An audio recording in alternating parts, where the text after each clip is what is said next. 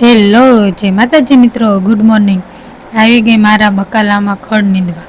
મસ્ત બકાલું થઈ ગયું મારે, જોઈ શકો છો તમે. મકાઈ કેવડી મોટી થઈ ગઈ, શીપડામાં આવા પાંદડા થઈ ગયા છે. તેને શું રોગ આવ્યો છે તે અમને ખબર નથી. તમને ખબર હોય તો કોમેન્ટ કરજો. બેસી ગઈ હું બકાલું નીંદવા. નકરી લૂણી છે, બીજું કાંઈ ખડ નથી. આજે બનાવવાનું હતું સુરણનું શાક, એટલે કટિંગ કરવા બેસી ગયા. તેલ મેકીને તમાલપત્ર નાખીને રાઈ, જીરું, હિંગને કરી નાખ્યો વઘાર. કઢી પત્તા, ડુંગળી, ટમેટાને મિક્સ કરી નાખ્યું. હળદર, નમક, મરચું મિક્સ કરી નાખ્યું. નાખી દીધું પાણી. મરચાંનું અથાણું બનાવવાનું હતું એટલે મરચાંને કટિંગ કરી નાખ્યા. લીંબુને નમક નાખી દીધું. 2 પાવડા તેલ મેકીને રાઈ, કુરિયા નાખી દીધા.